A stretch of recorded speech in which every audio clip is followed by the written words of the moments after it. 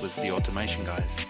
Usually you hear Arne and myself talking about all things process and automation, and that's all great in general, but as we also ask our listeners what they like, and they have been so kind recently sending us plenty of feedback, and our listeners like interview episodes a lot, and so here's another interview episode with two very interesting guests who share the same passion for process and automation as we do.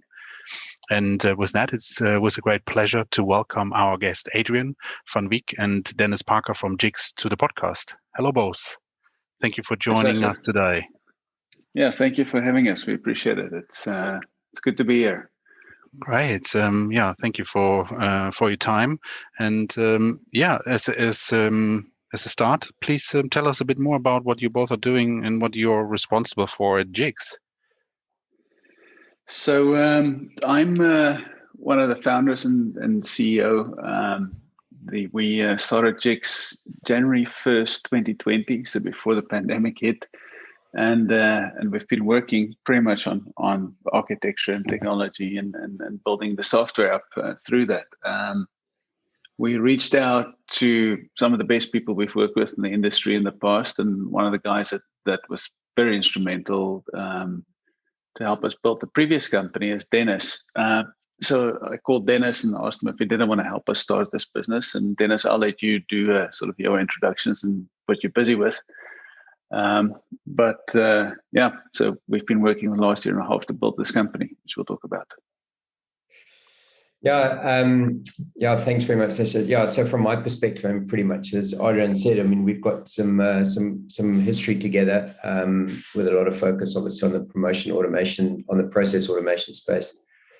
I think as we'll talk about during this interview, what we're doing now, I think really it's the core of our passions. It's sort of it is automation because you're helping customers do things in a digital way much more efficiently, and we'll talk about that. But it's also exciting and it's fun because there's development at the root of this as well.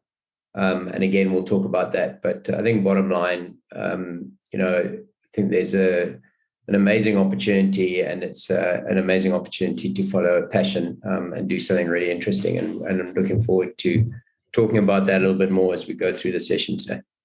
Mm-hmm. Okay, sounds really good. So the journey you had together before was K2, right? Yeah, absolutely.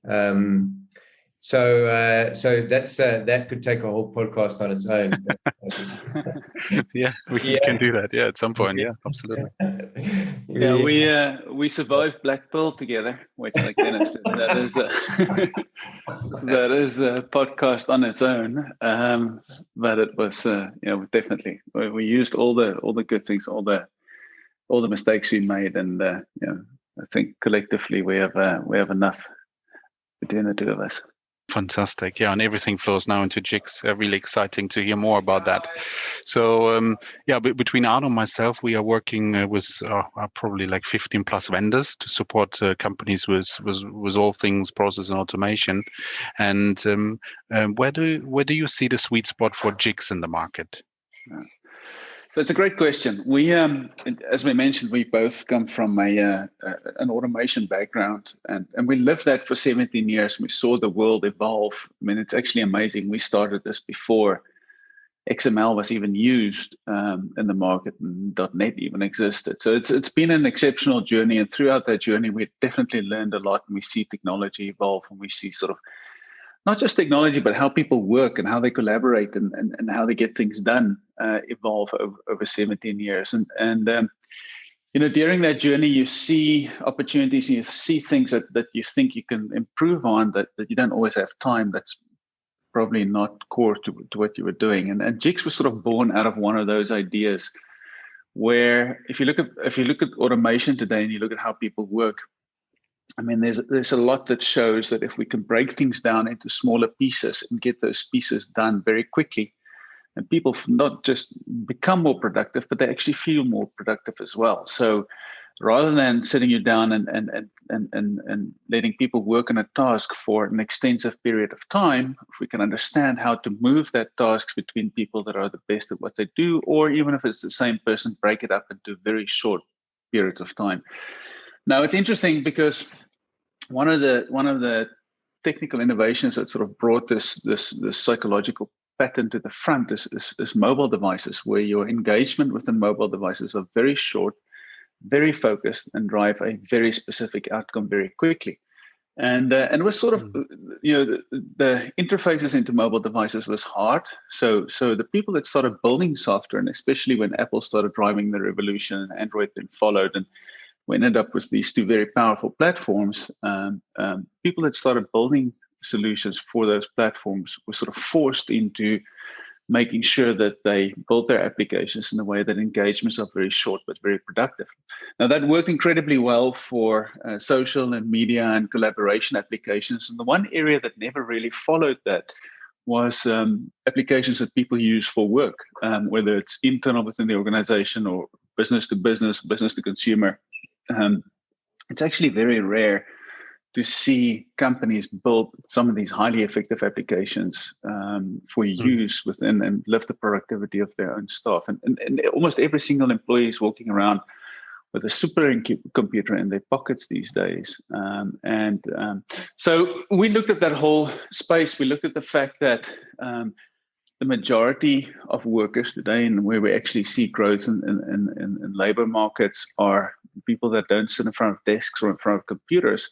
And we said somewhere in that there's an opportunity. So can we make it really easy for people to to harness this power that's in the pockets of their employees or their business partners or their customers? And that's where Jigx came from. So it's not just about making it easy to build those applications. It's actually also about letting them do it in a way where these short engagements and massive increase in productivity is almost guaranteed. So it sounds like a lot, but it's actually a very simple idea and a very simple concept. And we were looking for a very, very simple solution to that. And we've been working for the last year and a half to get there. And it's certainly been a fun journey. We're by no means close to the finish line, but we are seeing the first customers just absolutely falling in love with what we've done. Once they've seen it, they cannot unsee it. And they just almost deploy it exponentially throughout their organization as time goes by. So it's been pretty exciting. It's been an exciting journey for us so far. Dennis, sorry, I didn't mean to go on that long, but I wanted to sketch the background. I think you've been working a lot with customers, so you also understand this a lot better. Yeah, absolutely. I mean, I think you can certainly hear the passion of the core platform, and I guess our job is to try and kind of make it simple for customers. And look, the most simple thing is, and Adrian nailed it right at the end, where he said, when you put a Jigs application in front of a customer, we've just seen these wonderful reactions from customers, and that's what gets us out of bed in the morning, because technology can do all sorts of clever things. But often, even if it's incredibly clever in the back end, at the end of the day, customers want to be delighted with what's in front of them, and that's what that's really the area where we're focusing on in Jigs, is making the experience unbelievable for customers, and we're getting a good reaction to that. So I think that's the thing. There's the old analogy of the swan over the lake. Where it's beautiful, and then a lot of stuff going on under the surface to make that happen. And I think that's quite a good analogy here. If you want to put a really good-looking app in front of a business user, which at the same time is authenticated, it's integrated into, for example, the SAP environment, it works offline, it's really quick. You want to do all that magic in the background. There's a little bit of kind of complexity that you need to solve there. And that probably describes quite well what we're trying to achieve in Jigs. It's that beautiful front end with that kind of back end technology change that I've described there.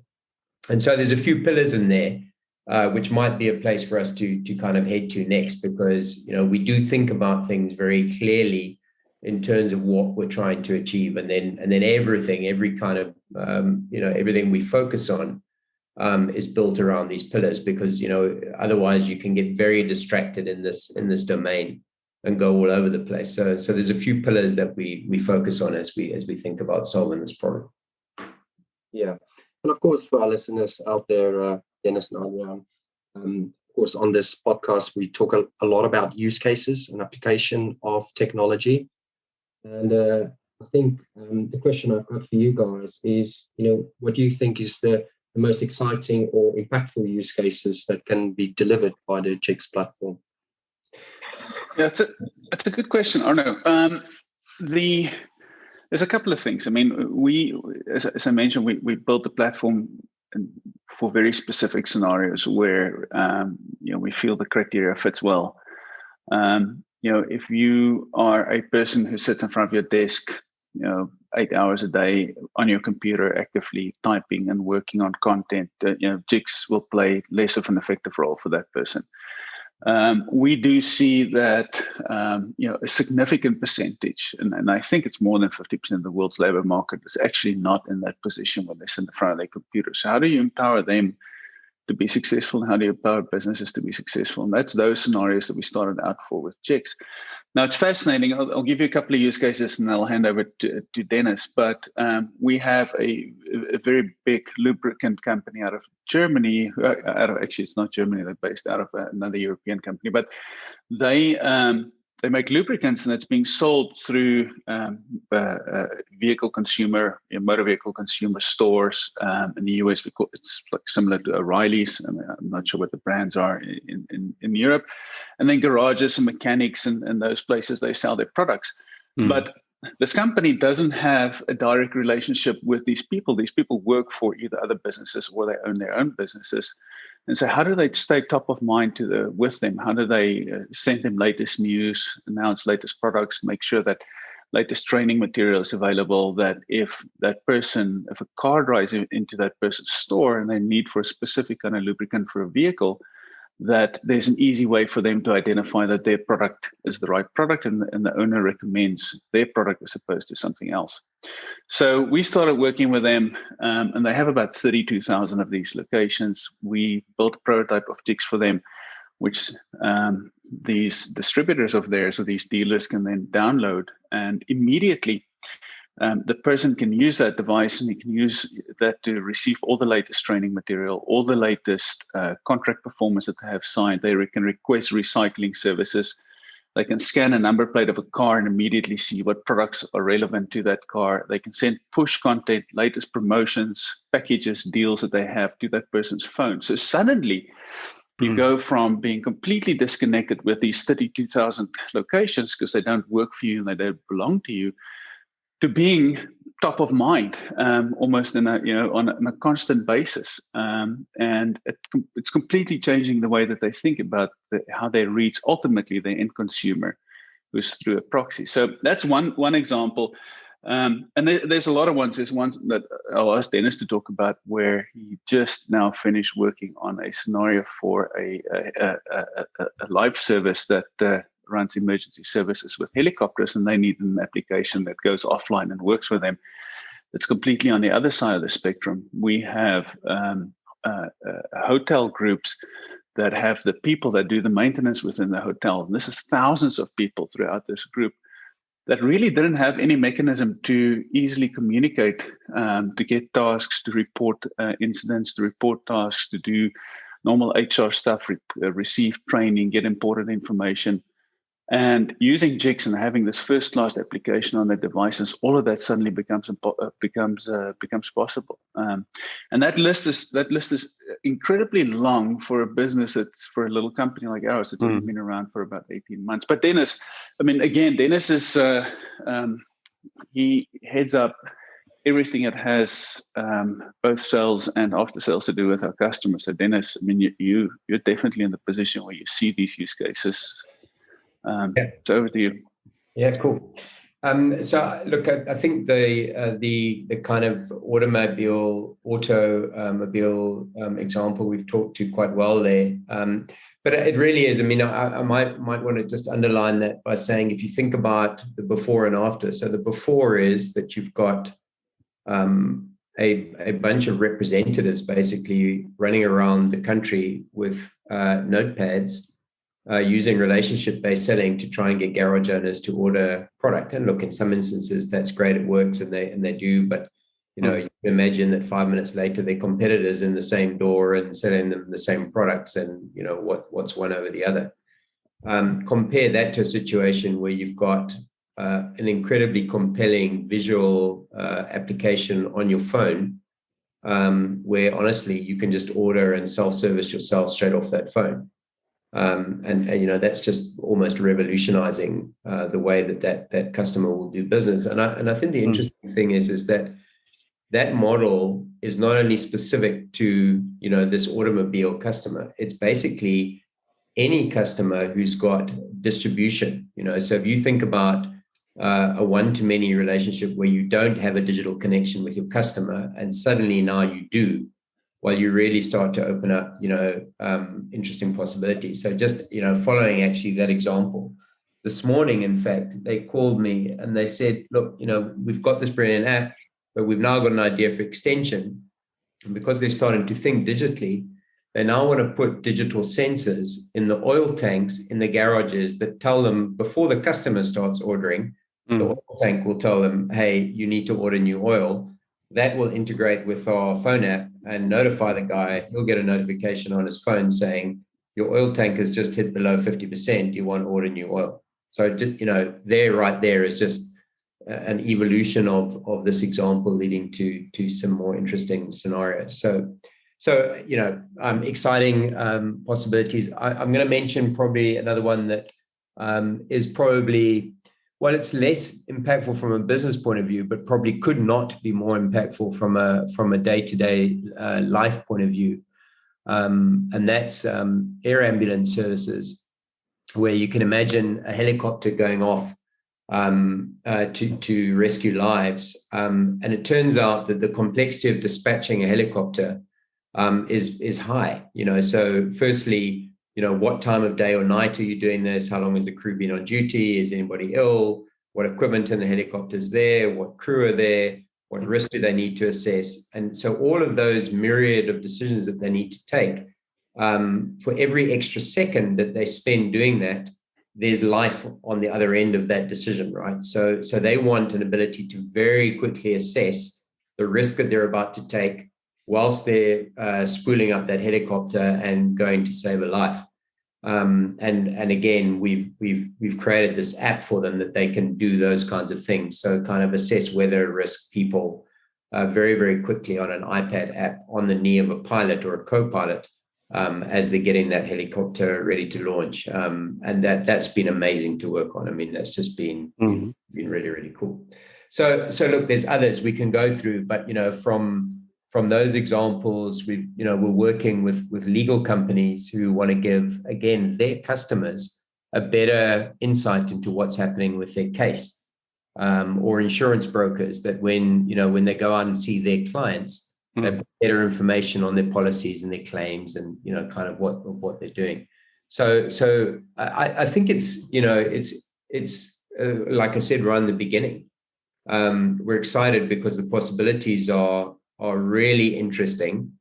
The experience and the change that we think can happen as a result of these apps is fascinating, and it's really deeply kind of entwined or integrated with our passion and our history to use technology to solve these kinds of problems.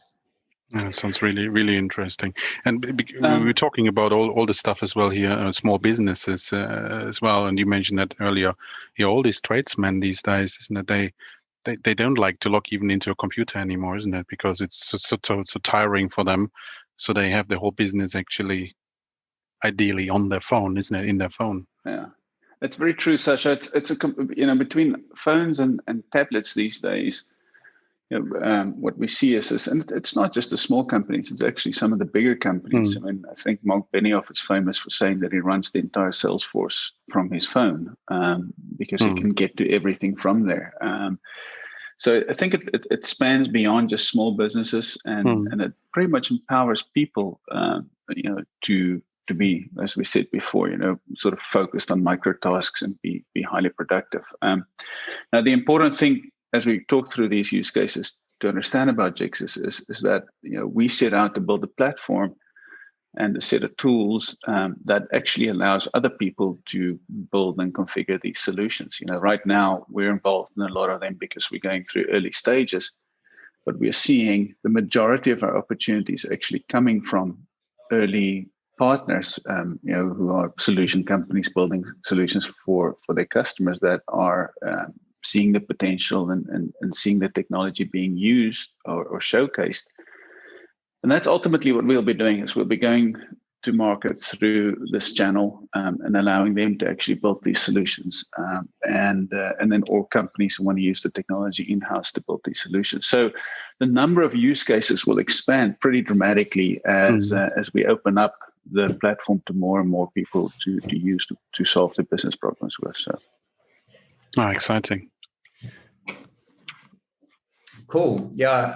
Hey, Arno, I just sort of following on from what Sasha said. The sort of use cases of, I'm not sure whether tradesperson is the right thing, but certainly, if we think about guys doing, electrical or gas inspection, there's this whole use case of, where do I need to go? What's my most efficient routing?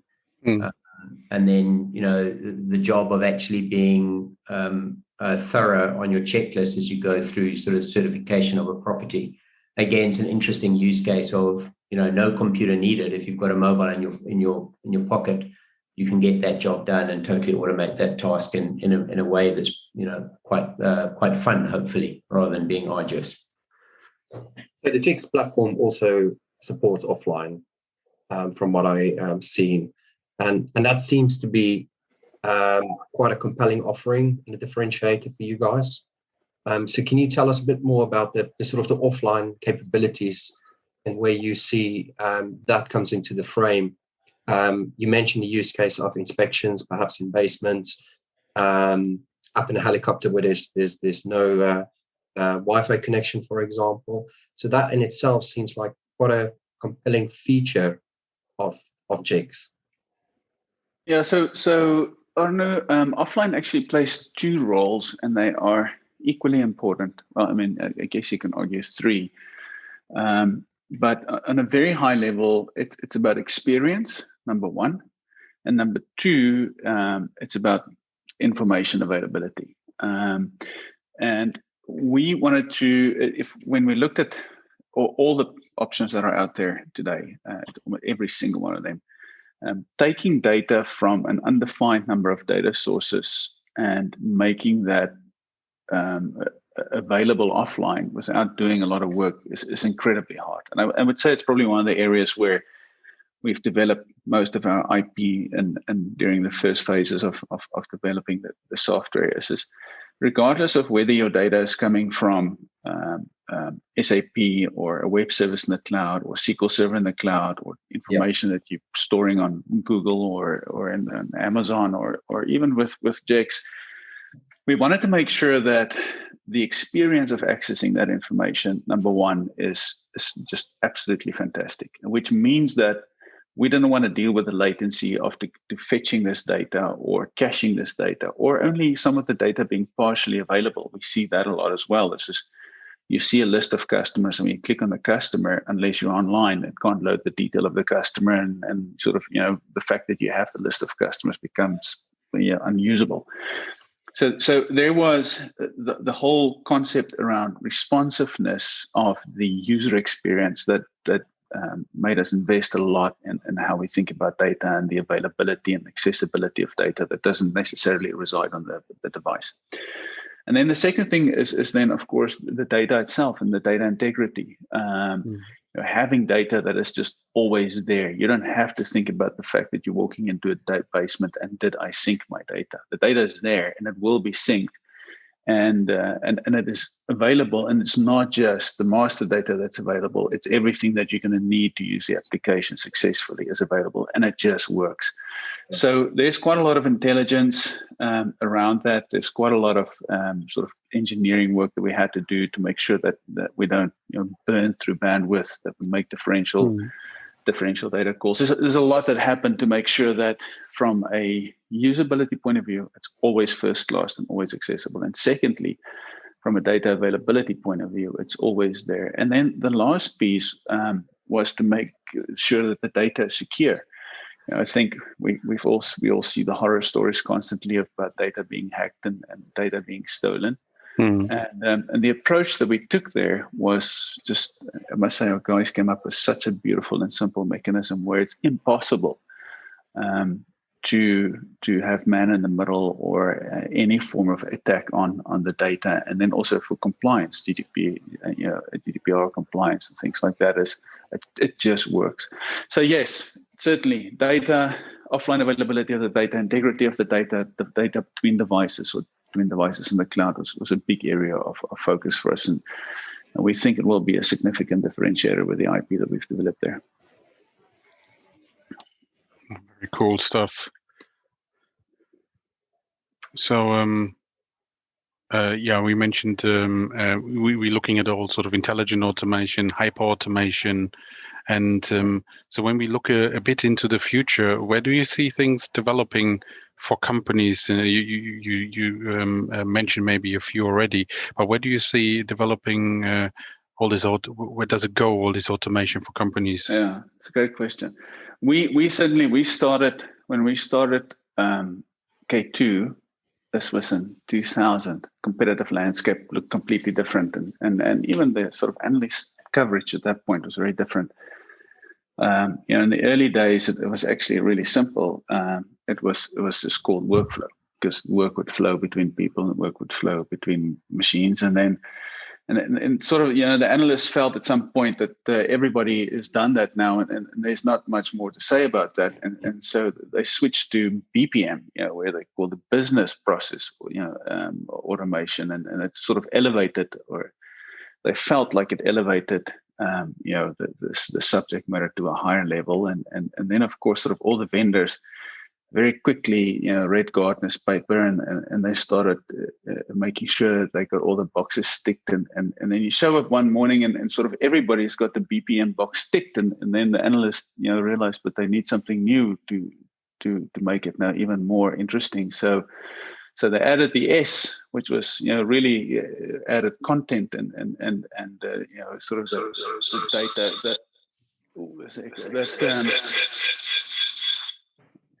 all right. Oh, somebody's going to mute or switch off. Oh, it's me. Dennis is on point. All right. Anyway, they added the S, and so the analysts, so now they had BPMS, and suddenly, none of the vendors had it, and they could write their papers again, and then so the cycle repeated itself, and then they realized, okay, but we now have process automation with content, but what do we do next, and where do we go?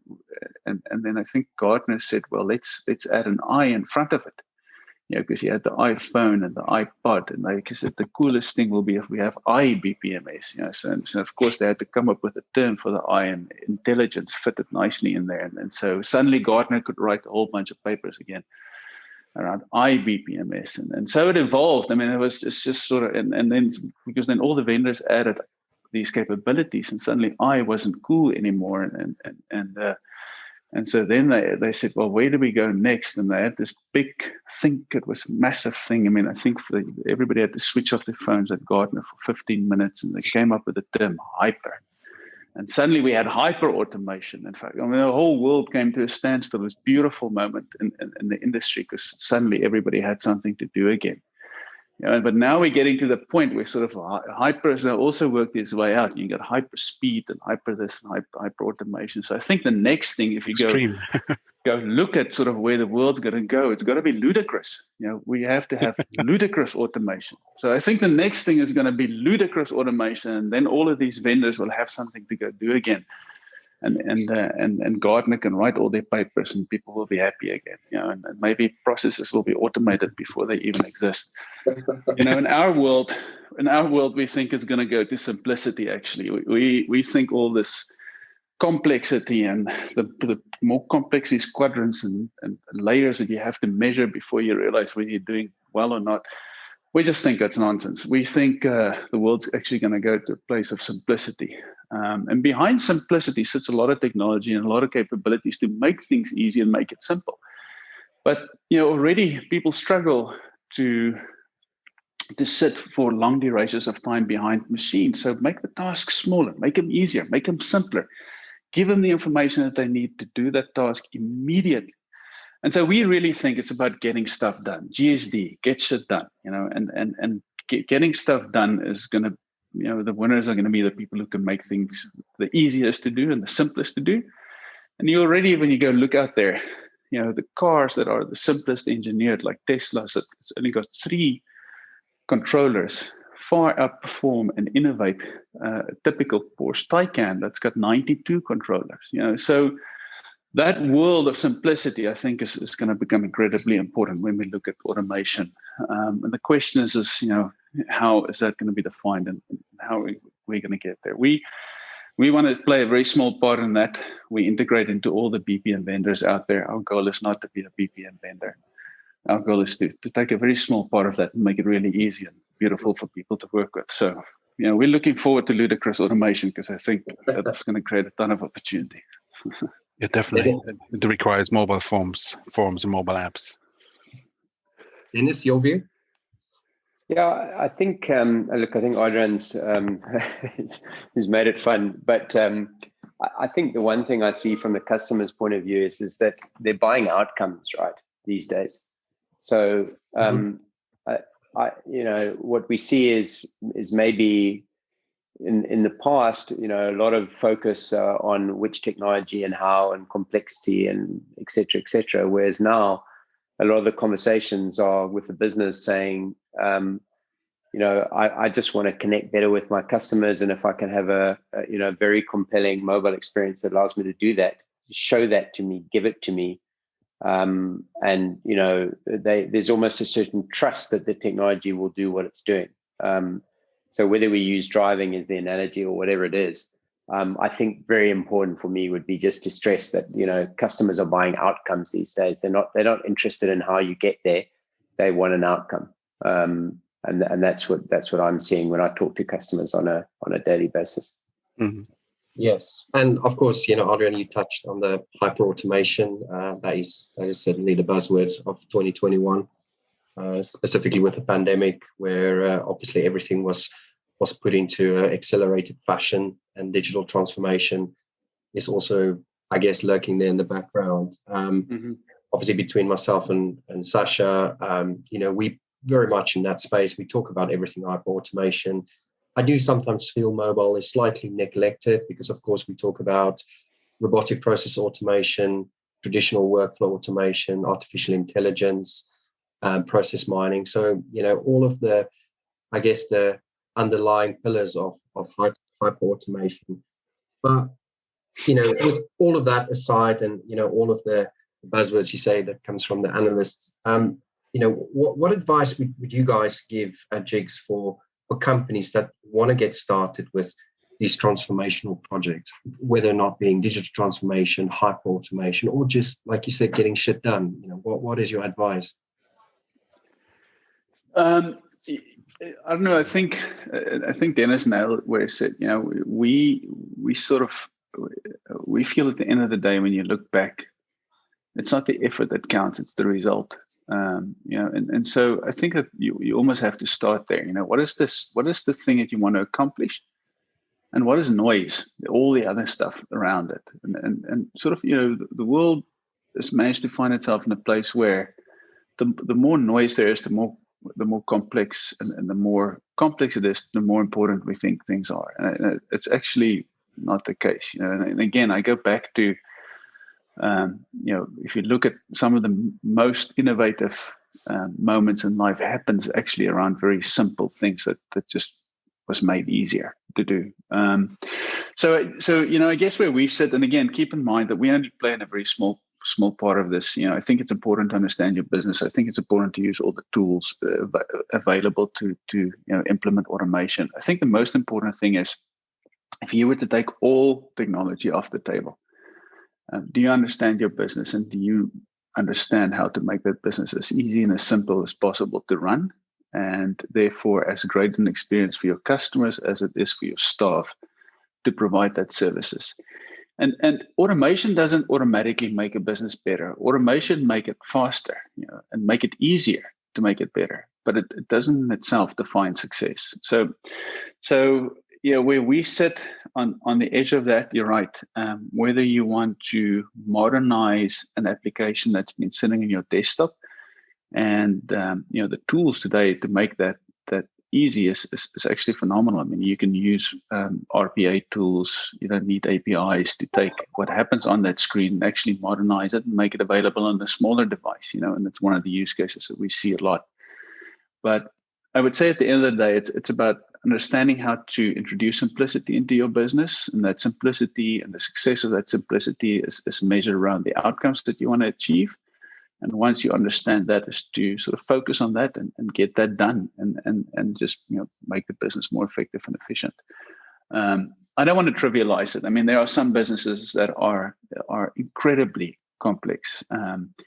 We were fortunate enough that we could visit Costco and look into the heart of their operations. And I must say, one of the things that stood out for me about that is the absolute extremes to which they've pushed simplicity within that organization. It is just phenomenal where their profitability in their operations and how well that thing is run. And all that these guys did is, as they said, we want to run a dead simple business. I mean, it's a phenomenal success. But I can tell you, simplicity takes a lot of work. It's easy. It's not easy. It's incredibly hard to keep things simple. So it's sort of a topic that I think is top of mind for me. I think there's a lot of sort of benefits and truths that comes from sitting, looking at that within any organization, any size of organization. Dennis, again, I mean, you spend a lot more time with these customers, and I mean, you'll have some interesting perspectives as well.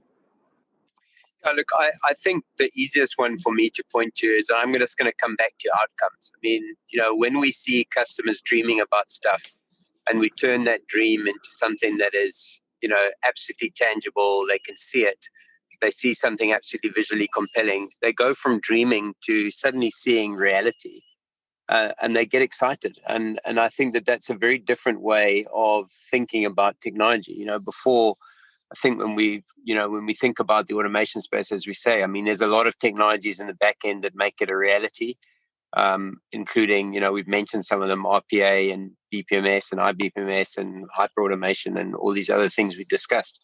But at the end of the day, if you can put a beautiful outcome in front of somebody that is going to help them do better digital things with their customers, they get really, really excited. And it's been eye-opening for me to see that with customers, particularly in this mobile space, where, it's beautiful to see eyes opening and smiles on faces and these kind of wow reactions to people seeing these apps. So I'm going to leave it there. I'm going to leave it on the outcome-based approach, which I think is, is going to be important in the year ahead.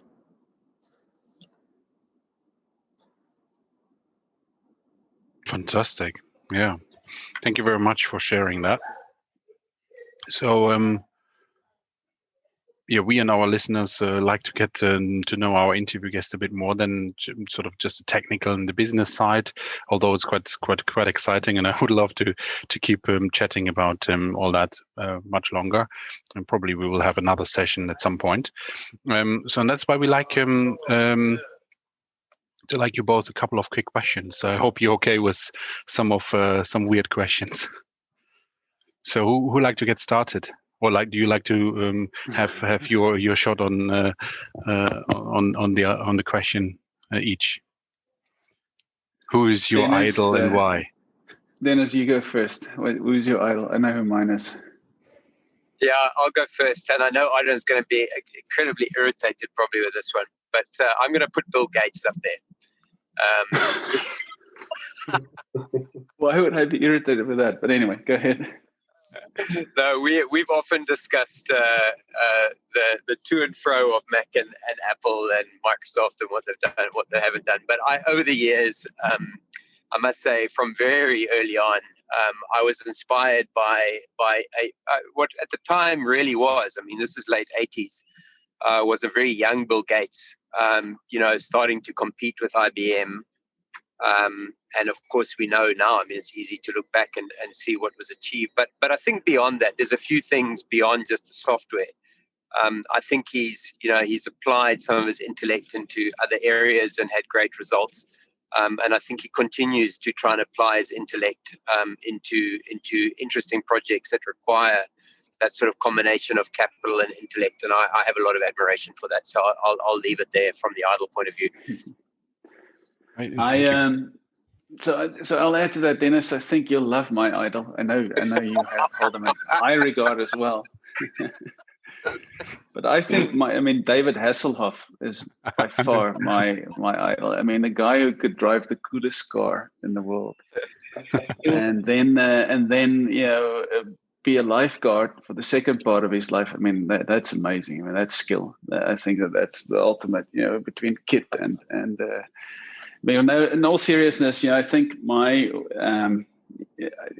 parents played a huge role. There's two people I hold my highest regard with. It's my mom and my dad. And I think my mom sort of, is one that often pops into my head. She made a huge difference in my life. The things she taught me, and she taught me about compassion and that winning isn't always the most important thing, although it feels painful to come second. Make sure that in the process of winning, you take care of those around you and the people that helped you. And it's never a one-man show. It's always a team effort. I mean, there's so many things. And she never, she never schooled me on those topics. It was just sort of her way of life that influenced me. And I look back at that and I think, I hope that I can take a little bit of that and pass it on to the people that's instrumental in my life, and that helps me to accomplish the things that we accomplish as a team. And so I would say that's sort of where between David Hasselhoff and my mom, I think I've got two people to live up to.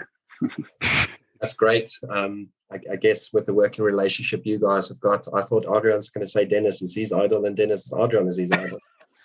That would come after a lot of red wine on it. Yeah. So there seems like that could be a catalyst for romance. So we'll move it on. We'll move it on to the next question for you guys. So imagine you can get all the contents of a book instantly. Which book would you choose, Adrian? Yeah, so there's definitely, saying that it's a tough one. Or no, I'll give you background. So I suffer from dyslexia, and it's something I was pretty shy about and used to hide my whole life. And then I saw my son, who's now 11, going through exactly the same thing, and it's sort of like learn how to embrace it. So reading has always been very hard for me, but audiobooks certainly changed it. I fell in love with reading because there's so much information that's available, and it's such a wealth and the world opens up for you. So it's definitely something that I'm passionate about. And I read both fiction, I love fiction, and then books that are sort of more nonfiction and that you can learn from. So calling out two books with the wealth of content and information that's out there is a tough one. But I think that there's two that would stand out for me, and the one is just because it's a recent book that I read that I just found was just amazing. It's a book called Shoe Dog, and it's the Nike story. And if you haven't read that book, I would highly encourage you to read that book. It's not going to be a master's degree in business. It's about building a real business with real people, with real customers, and real challenges. And I found.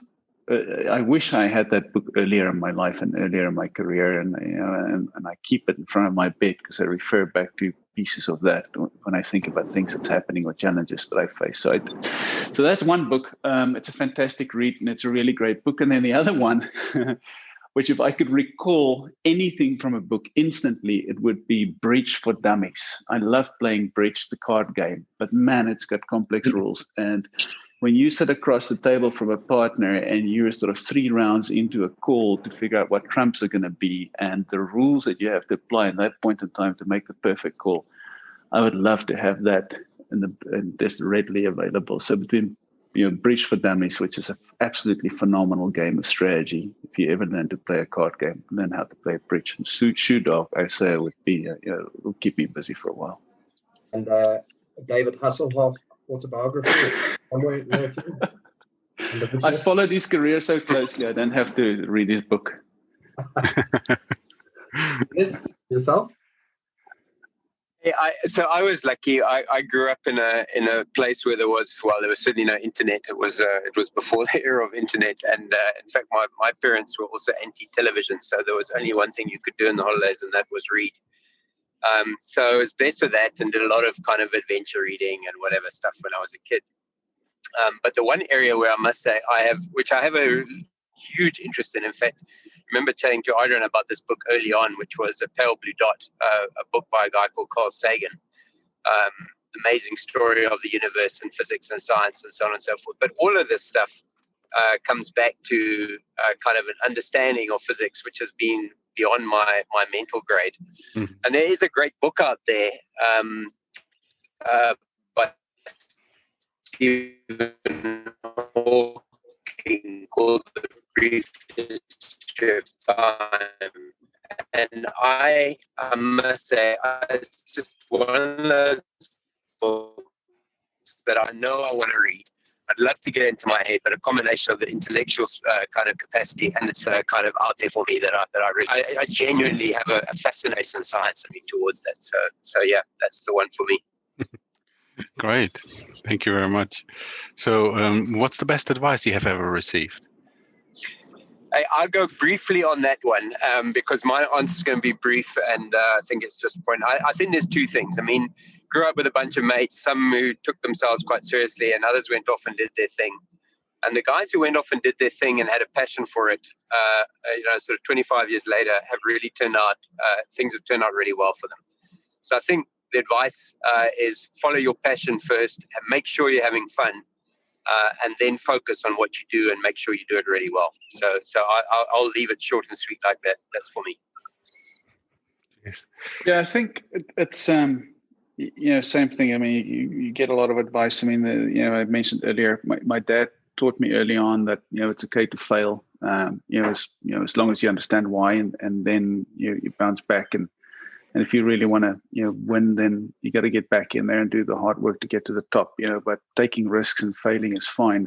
That played a big role in my life. I think one of the other things that I learned, which I use a lot, and because the world is really sort of tense at this point, and I think it's always been, but sort of being in the moment right now, the advice that I got from Rudolph, that says, never make a decision on a high or a low.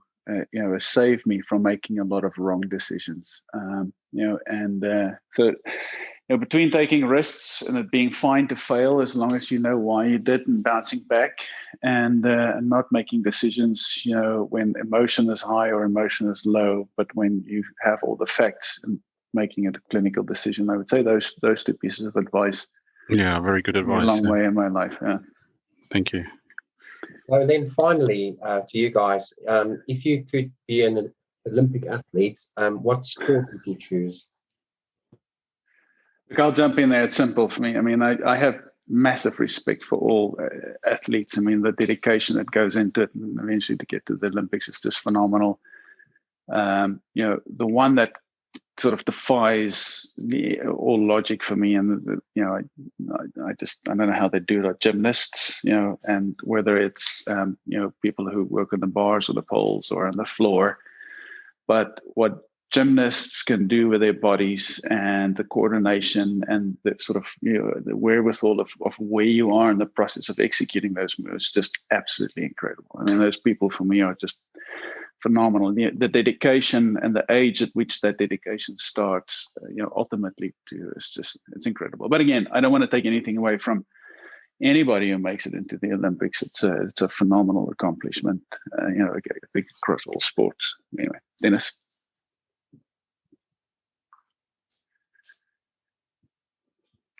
Mm-hmm. Dennis? Oh, maybe you lost Dennis. Oh, yeah, it sounds like he's... I'm talking to my mute button. You're not going to believe it, but it's a snap. I had that same one written down. but I'll probably qualify it by saying the question was, what would you like to be? And I had to get real with myself and say, look, you'd love to be a gymnast, but you've really got the body of a sumo wrestler, so you should probably get a bit more realistic about what it is that you want to do. So, but I'll go with gymnast from a wishing point of view, and leave it at that. But yeah, tremendous respect for anybody who's got to the Olympics. Incredible dedication and passion to get there.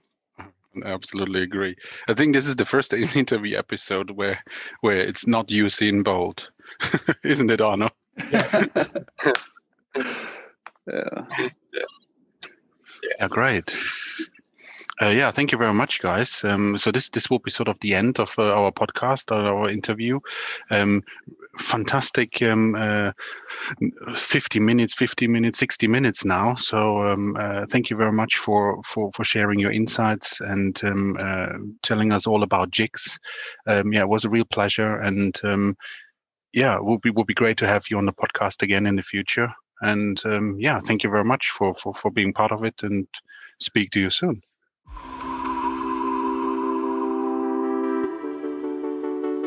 Unfortunately, that's it again with this episode of the Process and Automation podcast. If you liked this episode, please give us a 5-star rating, and don't forget to subscribe to this podcast so you don't miss any upcoming episode. We hope you will tune in next time, and until then, let's automate it.